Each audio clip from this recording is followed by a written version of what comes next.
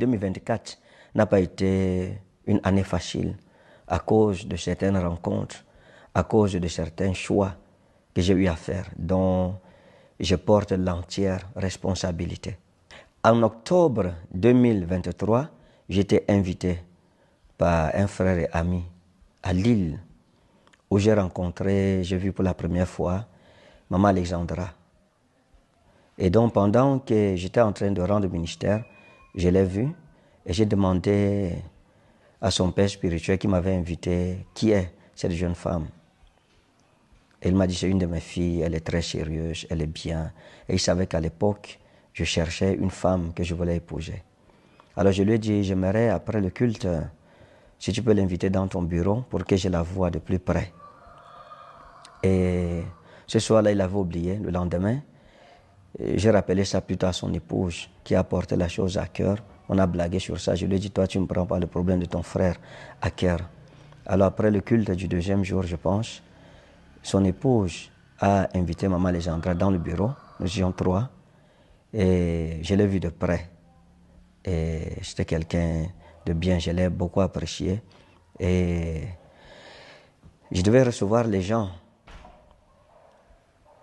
Et pendant ces réceptions, elle faisait partie de ces personnes parce que je voulais savoir qui elle était, comment ça allait, comment elle vivait, en fait, connaître qui elle était. Le jour où je devais recevoir les gens, il n'y avait pas de voiture disponible pour moi dans tous les cas. J'ai dit à mon frère qu'il fallait que j'aille recevoir les gens. Il m'a dit, bon, il y a quelqu'un qui va venir te chercher. La personne, au final, n'était pas disponible. La personne m'a demandé de prendre un Uber, c'est-à-dire un taxi. Je n'avais pas jugé digne pour moi de prendre un taxi pour aller recevoir les gens. Alors je lui ai dit, trouve un prétexte et dis aux gens que je ne pourrais pas venir. Parce que pour moi, je ne peux pas le faire à un frère. Je ne peux pas inviter quelqu'un dans mon église et il va recevoir des gens dans mon église et je le laisse aller avec le taxi. Le laisser conduire par un de mes fils, demander à un de mes fils de prendre sa voiture pour le conduire, non, je le ferai moi-même. Parce qu'il faut honorer son invité. Et donc, on n'avait pas eu l'occasion de parler à Maman Alexandra et moi. Mais j'ai demandé à son père spirituel de me trouver son numéro de téléphone. Il a donc convoqué avec sa cousine, il a pris le numéro de téléphone et il m'a remis. Donc, après ça, je suis rentré au Cameroun. En décembre, je suis retourné en France pour l'Exodus Night. Et là-bas en France, il fallait que je la rencontre pour qu'on puisse parler, que je sache qui elle est. Je voulais connaître. Je ne savais pas si elle était à l'église avec ses parents. Je ne savais pas si elle était seule. Je ne connaissais rien d'elle en fait à cette époque-là. Alors je vais dire à son père spirituel, et on va organiser donc que je descende sur l'île avant l'Exodus Night. Voilà comment je suis descendu sur l'île et j'ai fait 3 jours là-bas. Elle venait me retrouver dans ma chambre d'hôtel et son père spirituel, je me souviens, il avait un programme à l'église, donc il dormait aussi dans le même hôtel avec sa famille. Mais on s'était entendu que personne ne sache que je suis à Lille. Donc on a parlé, elle prenait les pauses au travail, elle venait me retrouver à l'hôtel et on discutait, j'ai appris à la connaître et voilà. Après cela, je suis retourné sur Paris pour l'Exodus Night. Il faut dire qu'au début de cette relation, son papa spirituel et moi, nous étions soudés. J'avais son entière bénédiction, son soutien, son assistance.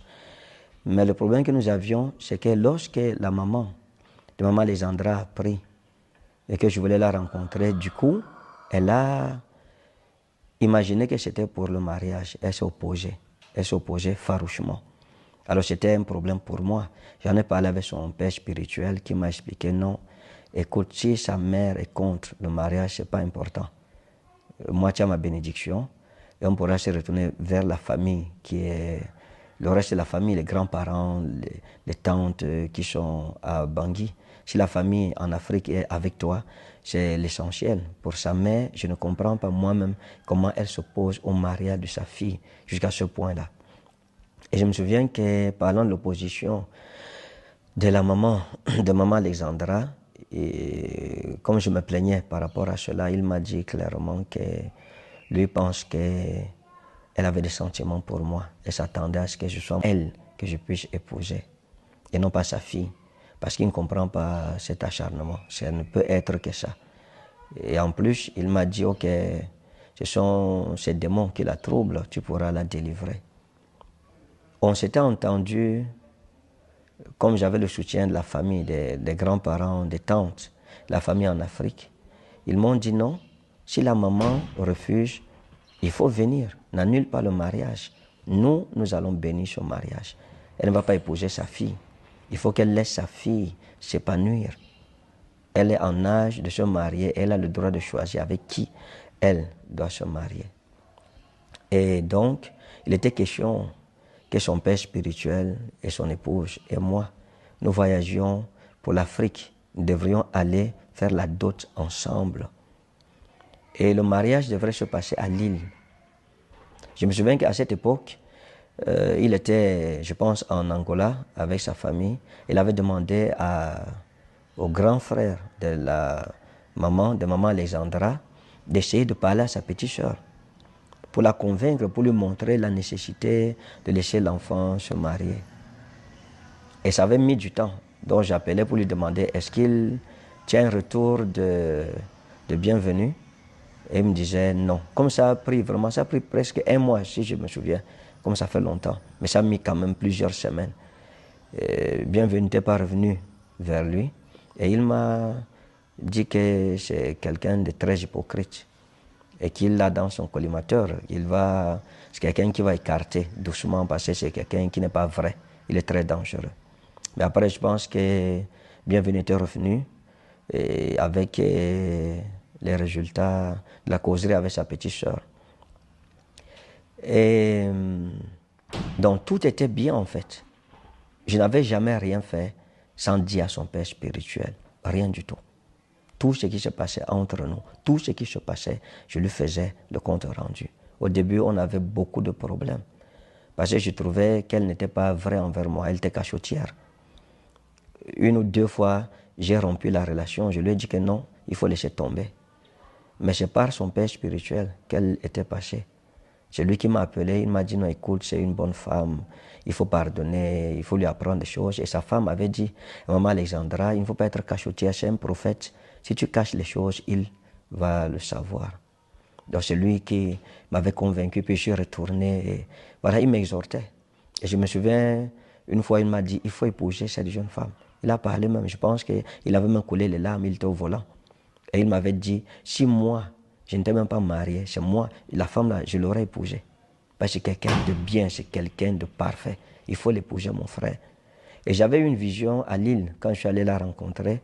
J'ai partagé la vision avec lui, à la maison chez lui. Il m'a dit, la vision veut dire que ça, c'est ta femme. Je ne pense pas qu'on puisse se tenir pour dire Dieu a dit ceci aujourd'hui et demain. On dit encore que non, ce n'est pas Dieu, etc.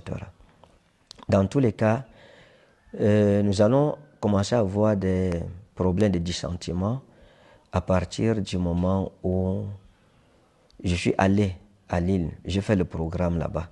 C'était extraordinaire. Quand je suis quitté de Lille, je suis allé en Belgique. Chez papa Tony Silachi. J'ai fait le programme là-bas. Il y a des gens de Lille qui sont quittés pour venir là-bas. Et j'ai appris qu'ils ont été menacés. Pourquoi ils doivent suivre, pourquoi faut-il qu'ils suivent un prophète? Pourtant, il y a un prophète sur place. Et bon, mais là, je n'ai pas prêté attention. Quand je suis arrivé en Belgique, j'ai fait le programme. J'ai fait le programme de tout mon cœur. Je suis arrivé, on m'a logé dans une chambre.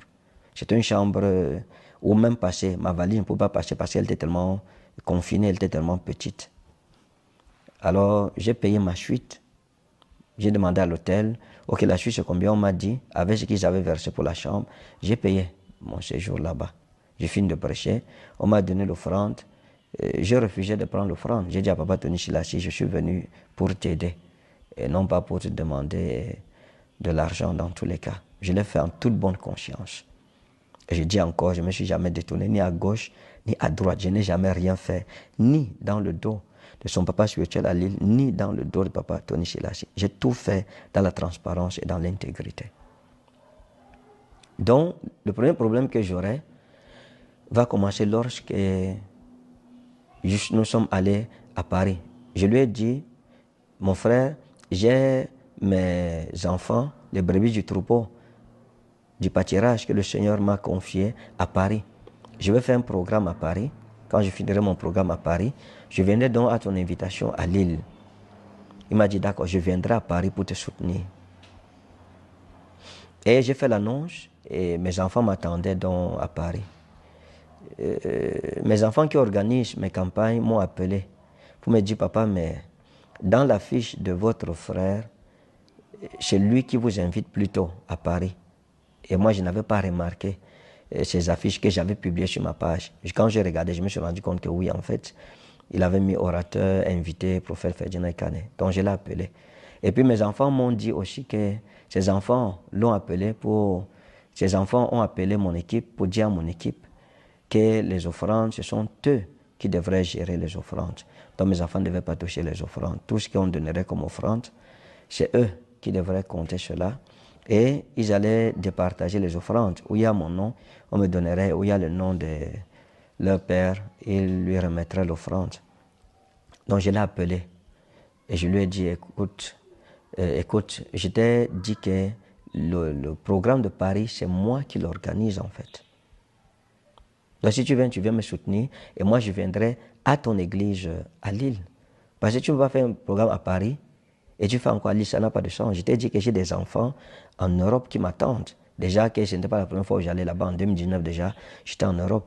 Donc, que j'ai appris que tes enfants vont se charger de l'offrande et tout, je pense qu'il y a eu un malentendu. Il s'est engagé à payer la salle qu'il avait payée. Je lui avais dit que si tu penses que ça pèse sur toi, même la salle que tu as payée, je pourrais te rembourser ton argent. Il m'a dit non, ça va. Et il m'avait promis des chaises, des appareils et tout. Après, il a dit ok. Comme c'est ton programme, je croyais que c'était moi qui t'invitais. Bon, pour le reste des choses, là, je me désengage parce que ça coûte cher. Ça va peser sur moi, ce qui était tout à fait normal.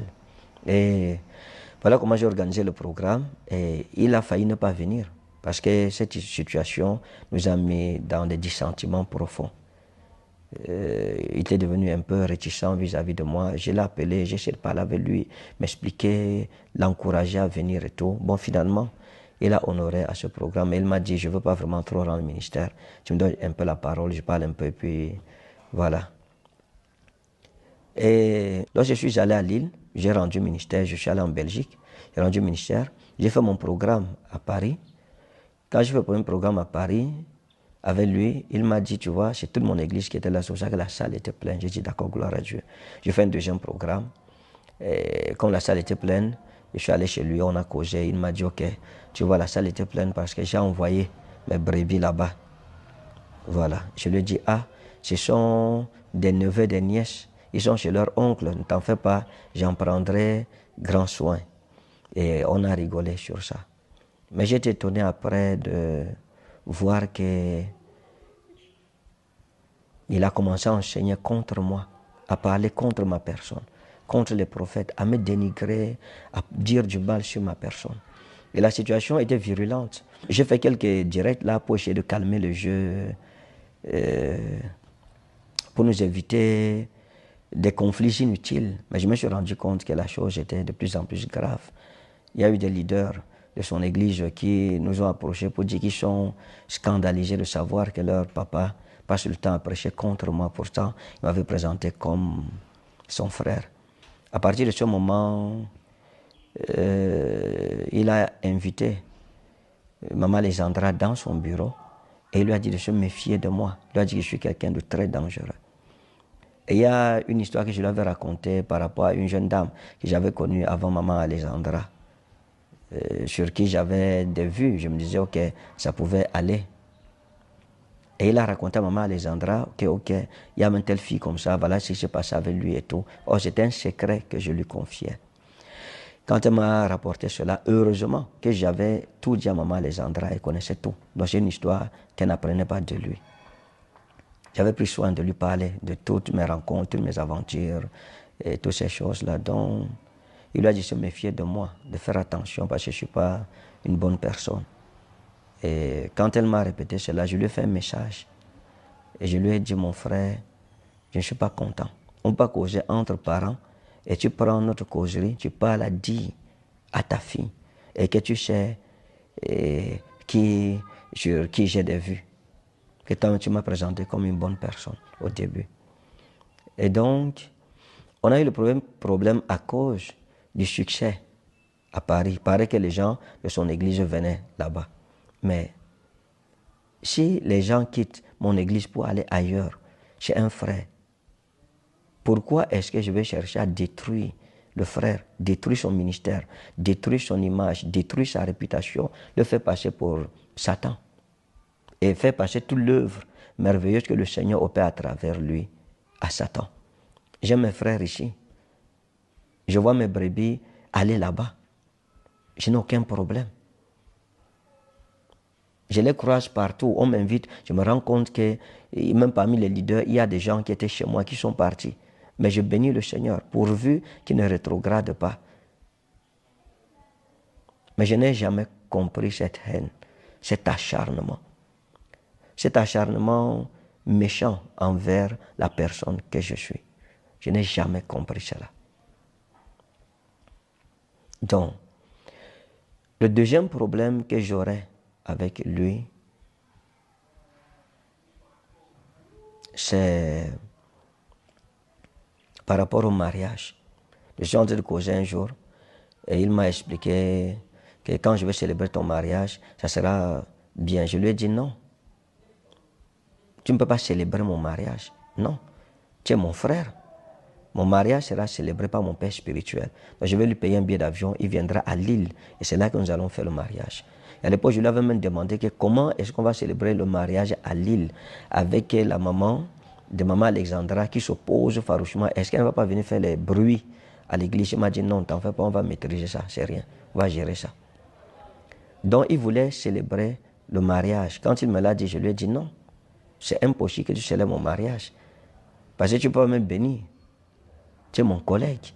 Il faut que ce soit mon père spirituel qui me bénisse, qui bénisse mon mariage. Et là, c'est là qu'il m'a dit, ok, dans ce cas, je ne peux plus m'engager dans cette histoire de mariage. Or, il m'avait dit lui-même que sa valise était déjà prête, sa veste était déjà préparée, tous les vêtements, lui et sa femme, pour le voyage en Centrafrique, pour la dot. On devrait aller faire la dot là-bas et nous devions retourner en France pour faire le mariage. Et on avait même réfléchi sur comment la transcription devrait se faire. Mais quand j'ai dit que non, il ne peut pas célébrer mon mariage, là, on est devenus des ennemis. Il m'a considéré comme un ennemi à abattre. Il a commencé à parler contre moi, à décourager maman Alexandra, lui disant des choses sur moi qui n'étaient pas bonnes. Et c'est là que j'ai commencé à apprendre qu'il a raconté des choses sur moi. On convoquait les leaders à Lille pour leur dire que moi, quand je viens en France, je draguais les femmes à gauche, à droite. Et que certainement je couchais avec les femmes là-bas à Paris. Je ne suis pas sérieux. Je suis un homme de Dieu qui n'est pas ce qu'il représente. Je couche avec les femmes à gauche, à droite.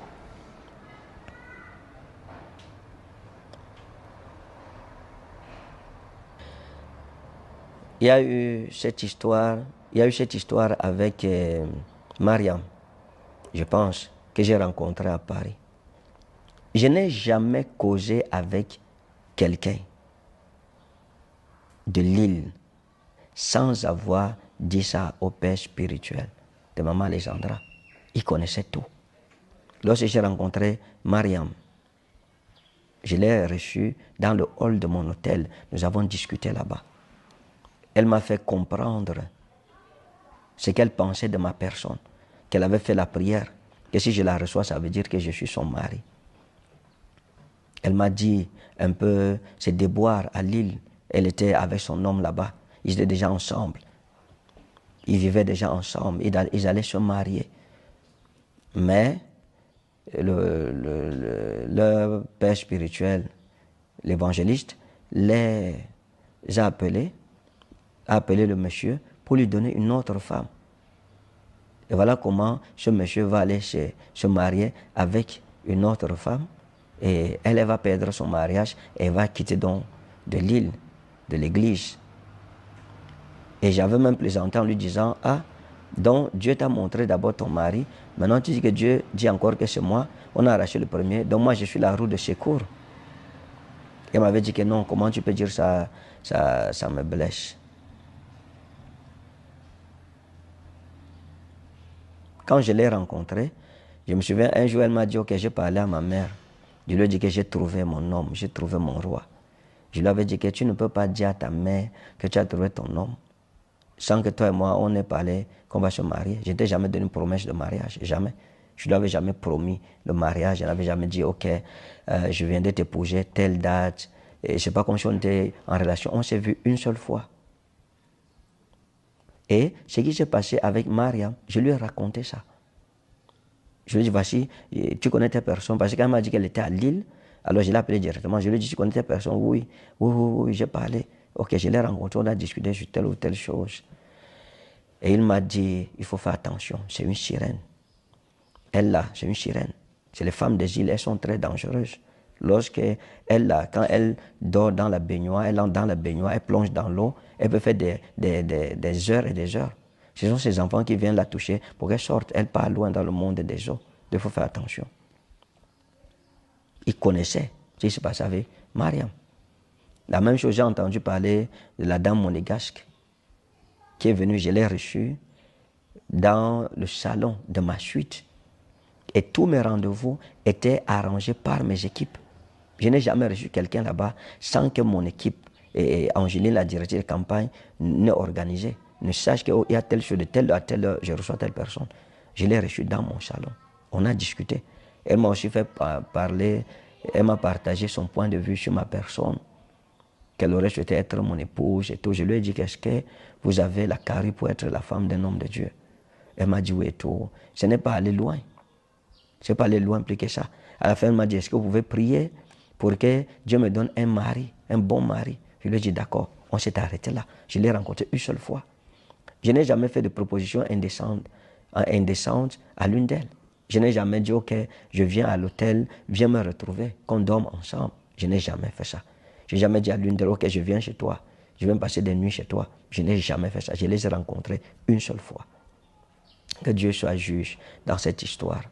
Maintenant, lorsqu'on me dit qu'on veut me passer pour le don Juan, l'homme qui n'est pas sérieux, que j'étais avec Maman Alexandra et je causais avec d'autres femmes, je n'avais aucun engagement avec Maman Alexandra à cette époque. Aucun engagement. Au contraire, nous avions de sérieux problèmes. C'est son papa spirituel et sa maman qui m'exhortait que non, il faut la comprendre, il faut pardonner, il faut l'éduquer et tout ça. Je n'avais aucun engagement. J'étais célibataire. J'étais libre de causer avec qui je voulais, dans les normes de ce que la Bible m'accordait comme liberté.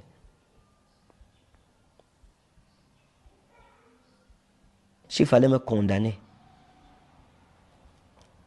et me condamner pour un acte répréhensible, il devrait me condamner d'avoir reçu Maman Alexandra dans ma chambre d'hôtel. Et je n'étais pas dans une suite, j'étais dans une chambre d'hôtel. Et il savait que je la recevais pendant 3 jours.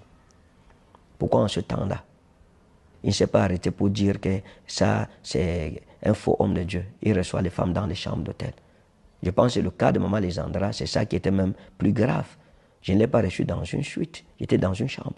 Il était dans le même hôtel avec moi. Mais il ne m'a pas condamné. Pourquoi? Parce que tout allait bien entre nous. Mais ce n'est pas parce qu'on a des dissentiments avec une personne qu'il faut la diaboliser, qu'il faut chercher à la détruire, ruiner son ministère, etc. Non. Donc, il n'y a personne, aucune femme, aucune sœur de l'île avec qui j'ai causé,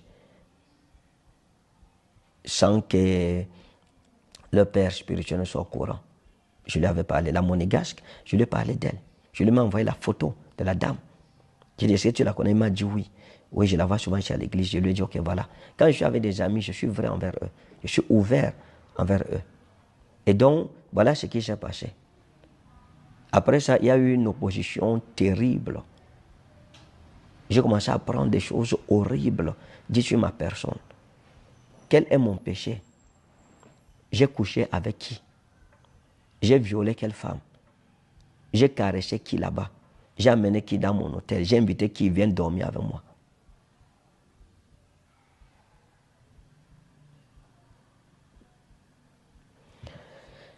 Après toutes ces choses, lorsque j'ai rencontré Maman Alexandra, elle m'a parlé d'un problème clinique qu'elle avait.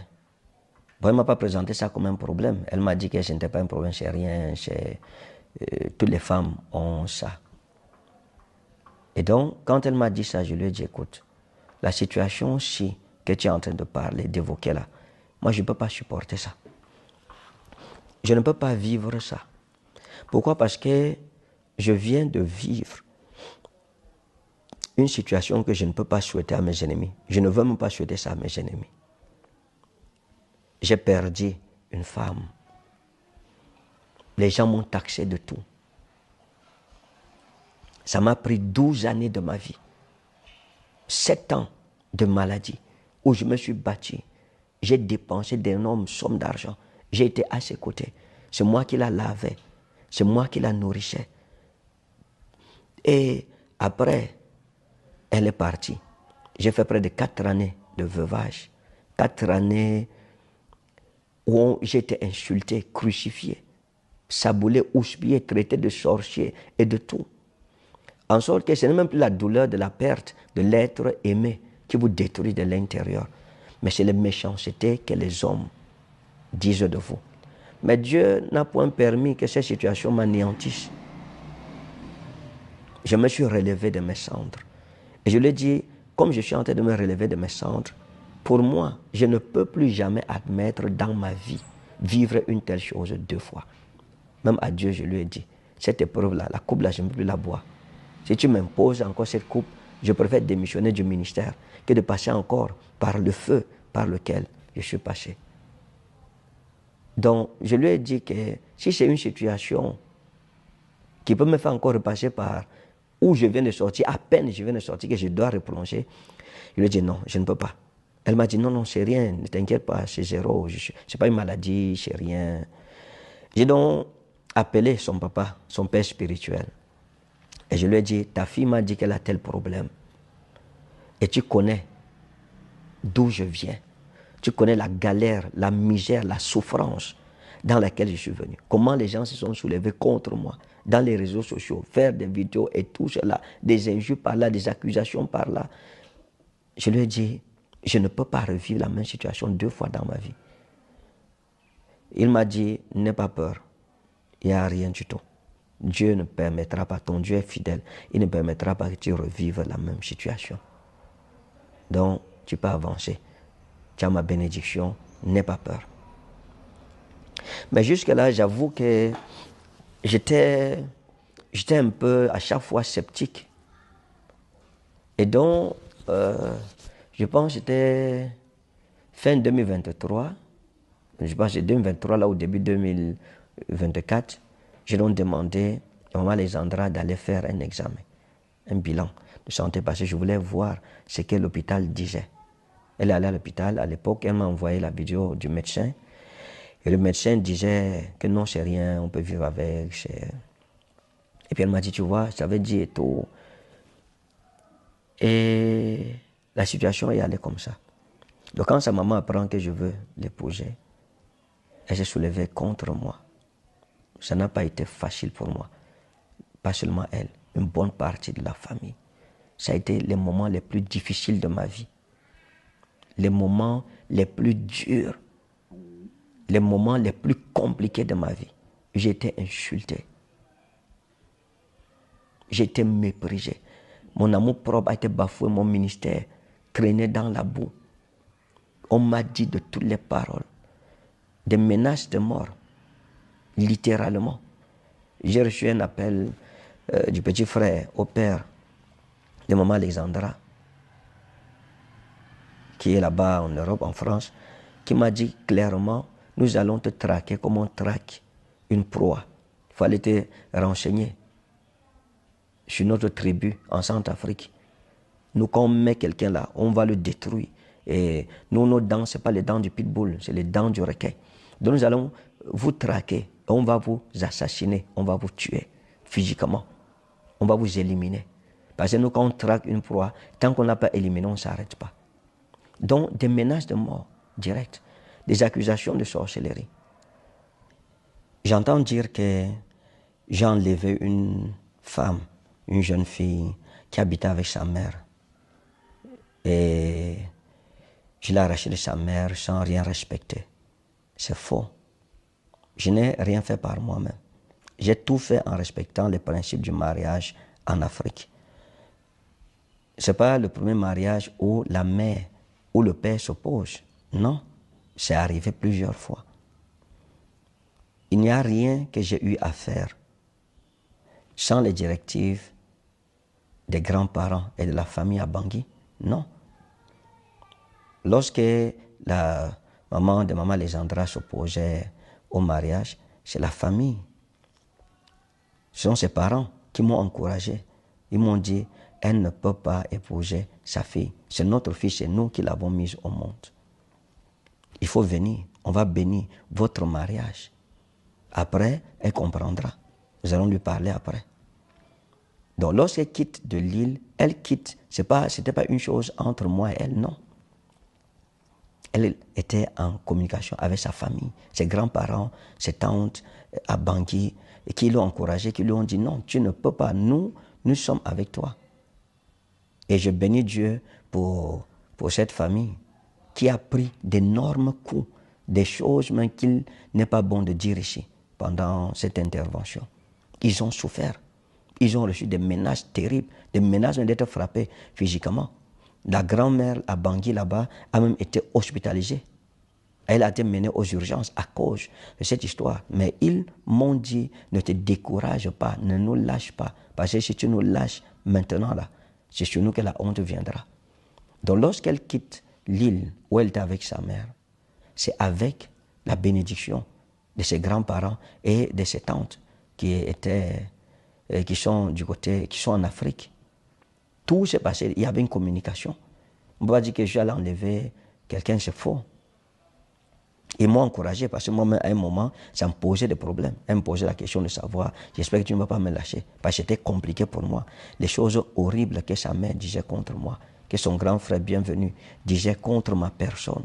Ces choses terribles. La calomnie qu'on répandait sur moi, que je suis sorcier, je l'ai épousée pour remplacer l'autre que j'ai tué, pour la sacrifier, elle aussi. Tout ce que je suis un faux prophète. Il y a eu tellement d'horreur, de méchanceté qui ont été dites sur ma personne.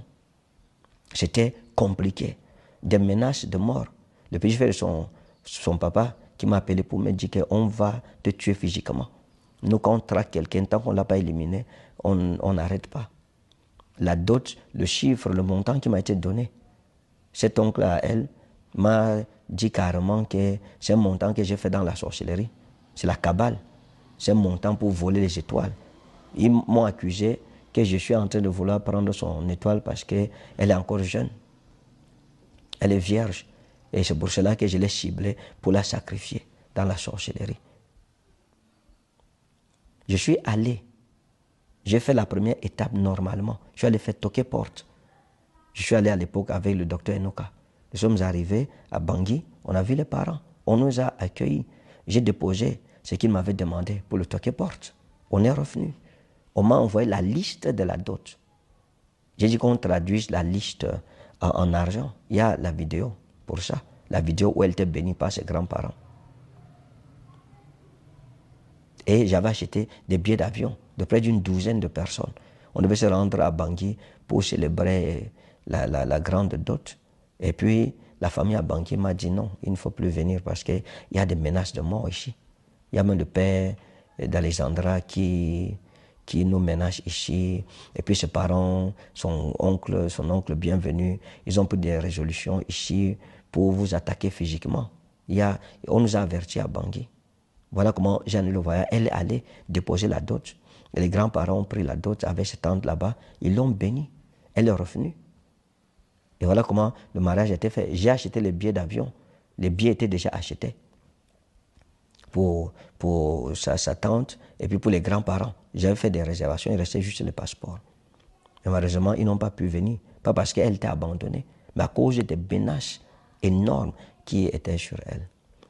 Mais jusque-là, je pense que j'étais habitué à cela. Quoique ce soit étonnant pour moi que des personnes au milieu desquelles j'ai prêché l'évangile, j'ai prié sur eux. J'étais un vrai prophète.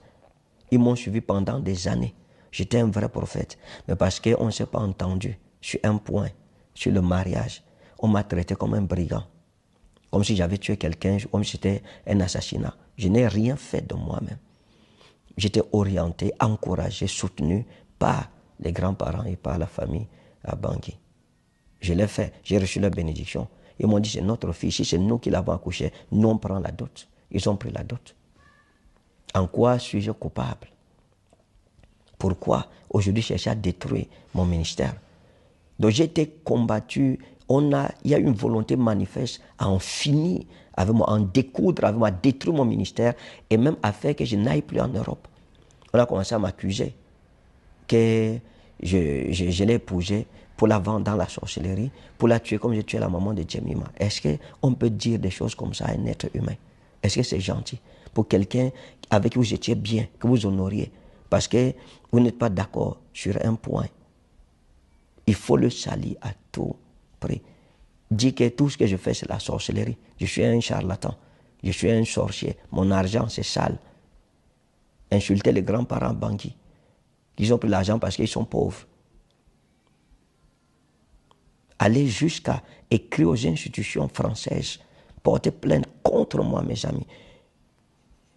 Voici un document que la maman de maman Lésandra a écrit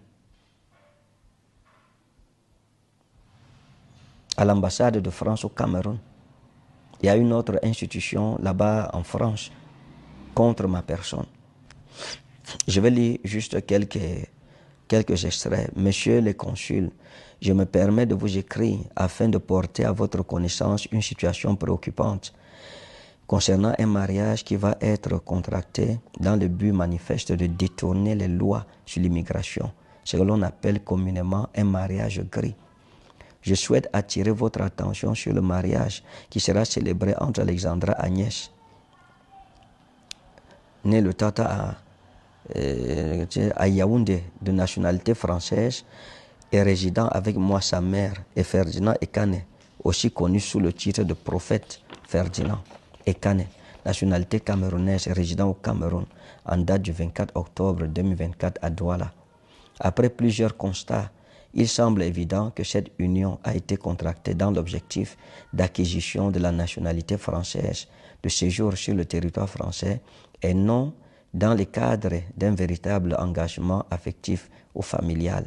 En effet, j'ai personnellement observé plusieurs comportements et circonstances qui me font craindre qu'une fraude soit en cours. Sincèrement. Soyons sérieux. Ai-je besoin de nationalité? Ce n'est pas tous les Africains qui rêvent d'aller habiter en Europe.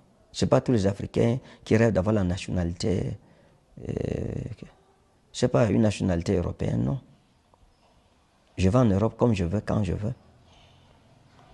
La dernière fois, on m'a proposé un visa de 6 mois avec l'obligation de faire 3 mois sur le territoire français. J'ai refusé parce que je ne suis pas prêt à faire 3 mois loin de ma patrie.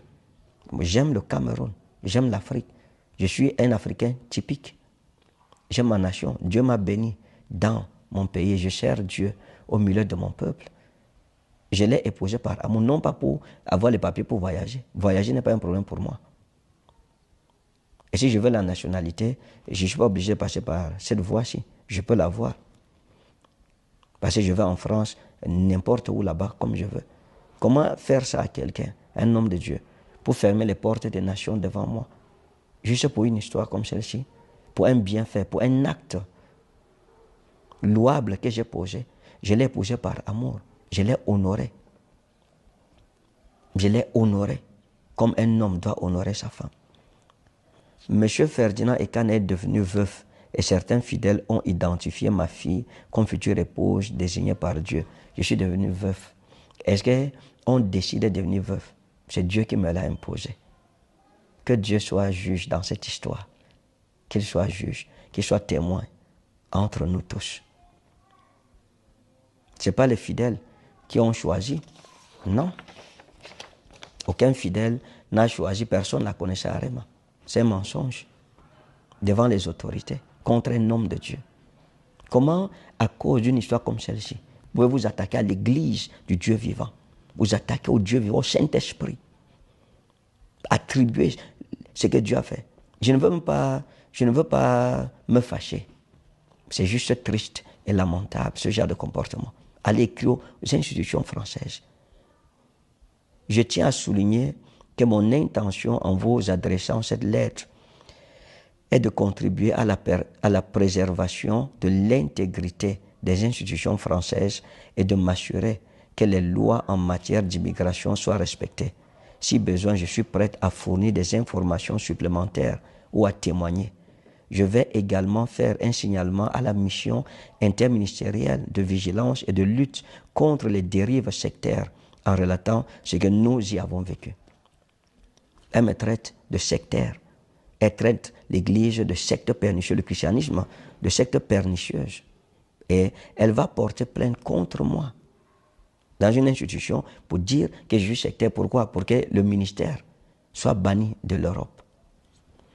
Et quand elle dit clairement dans sa note, je vais également faire un signalement à la mission interministérielle de vigilance et de lutte contre les dérives sectaires en relatant ce que nous y avons vécu. Qu'elle dit nous, elle-même son pasteur dedans, son pasteur de l'île. Qu'elle dit, pour dire les choses relatées, ce que nous y avons vécu, c'est-à-dire les horreurs sectaires qu'elles ont vécues, ou dans ces milieux, or elle sort de l'île, elle persévère à l'île. Donc ça veut dire que même son pasteur là-bas, c'est une plainte déposée pas seulement contre moi, mais aussi contre son pasteur. Comme pour dénoncer que nous sommes une secte. Pourquoi, mes amis? Pourquoi autant de haine, autant de méchanceté? Pourquoi? Je vous prie de bien vouloir examiner cette situation avec la plus grande attention et de prendre des mesures nécessaires. Le message est clair.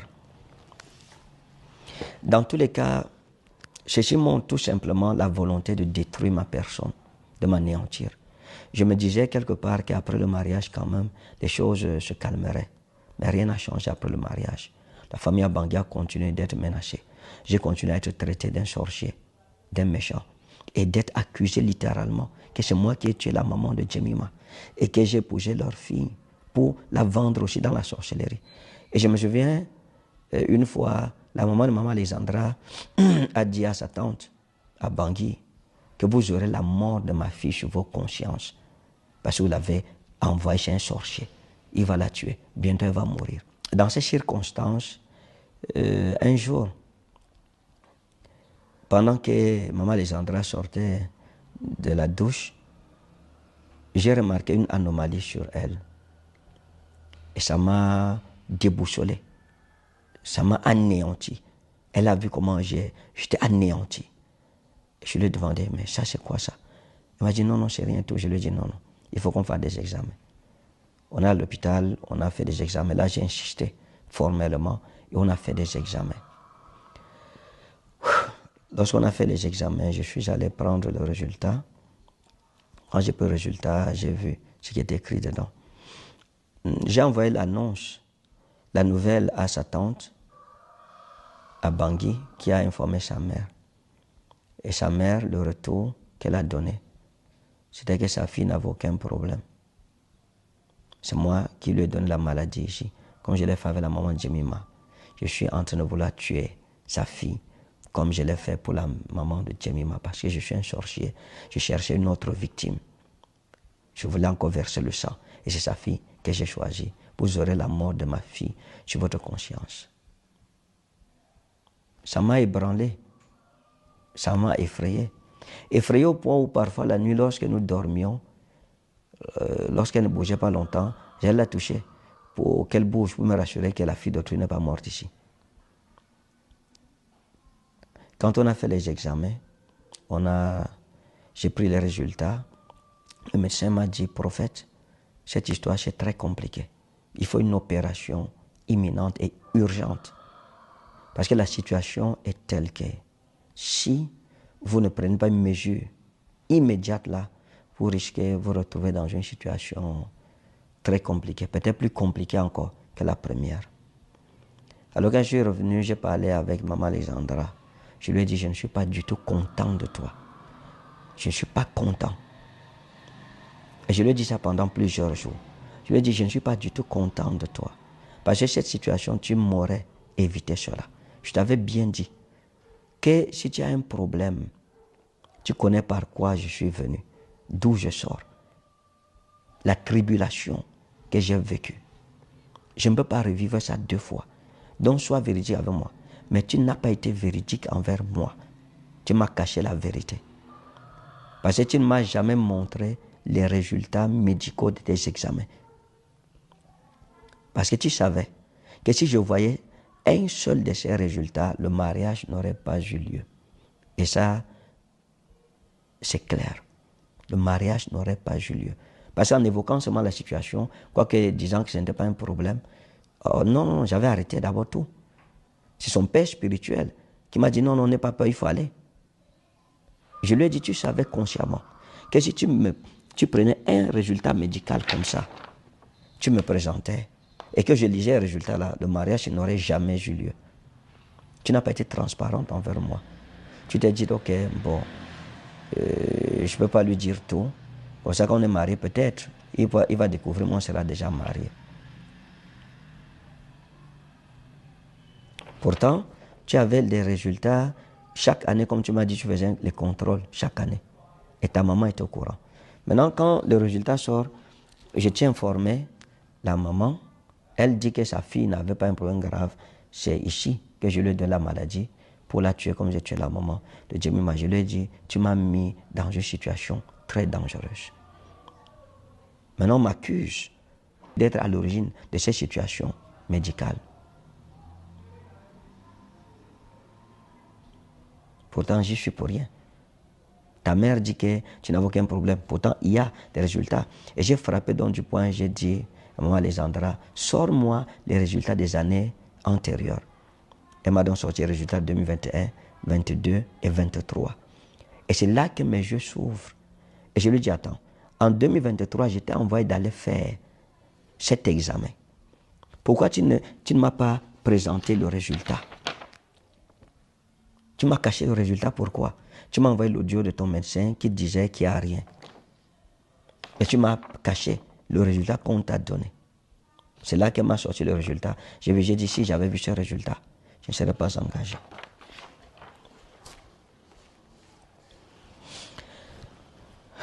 Fais une pause, mon frère.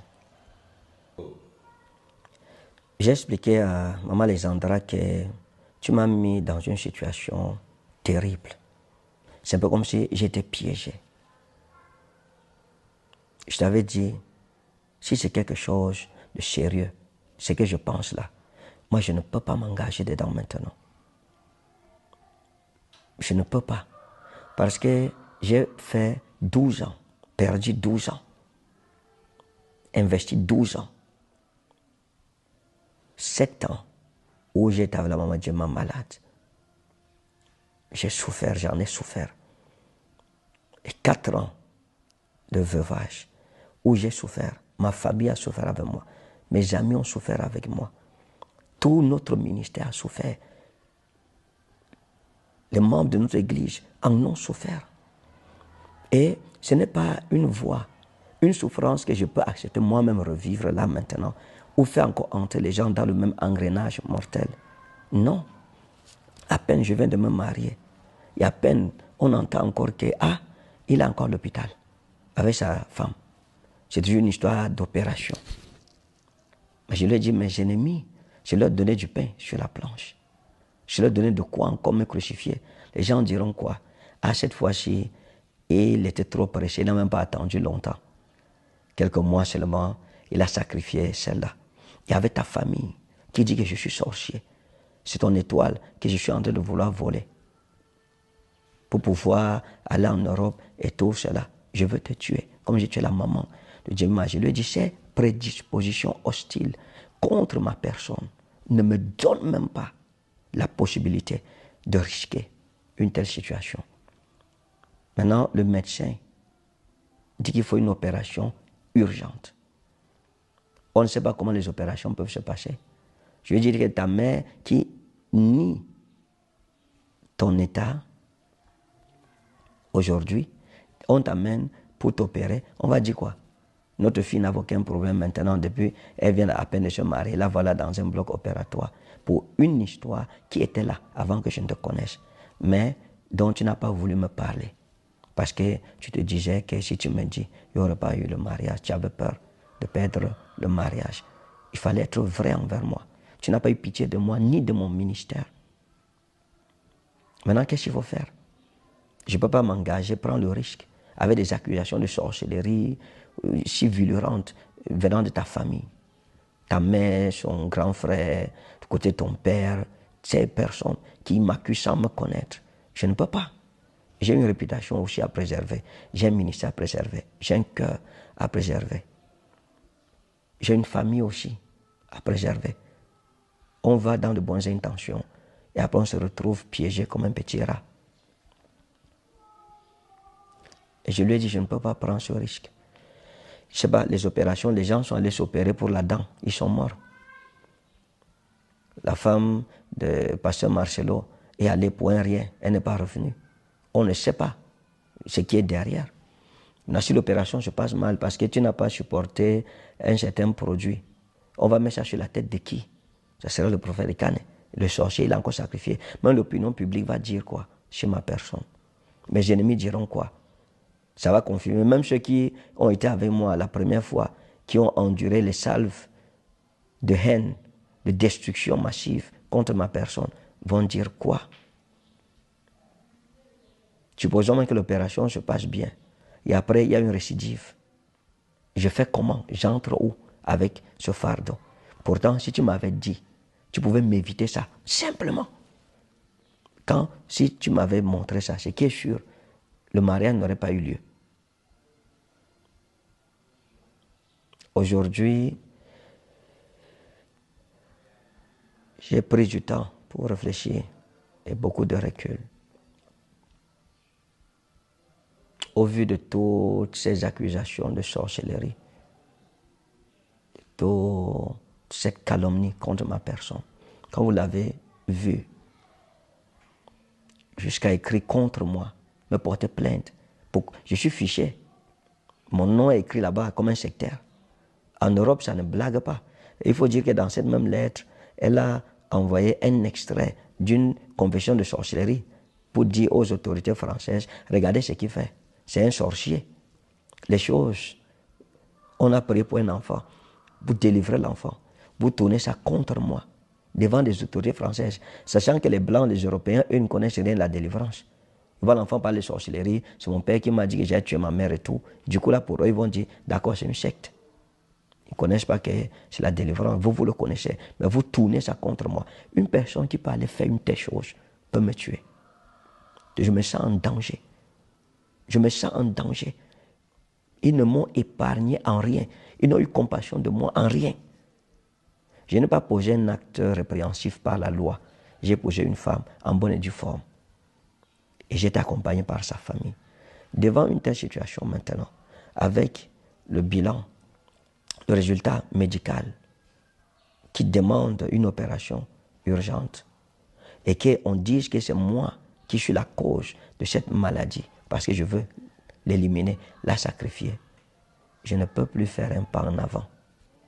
J'ai décidé de mettre un terme à notre union pour ne pas avoir à repasser par la vallée où je suis repassé à la maman de Djemima, pour ne pas avoir à nouveau à vivre ce que j'ai vécu. Pour rien au monde, je n'accepterai plus jamais cela. Et pour rien au monde, je n'admettrai plus à personne de me traiter n'importe comment. Pour le reste, que Dieu soit juge entre nous. Si je suis sorcier, comme vous l'avez dit, vous remporterez cette bataille. Mais si depuis mon enfance, l'âge de 16 ans, je ne me suis jamais détourné ni à gauche ni à droite, et que j'ai servi le Seigneur Jésus de tout mon cœur, il me justifiera aussi.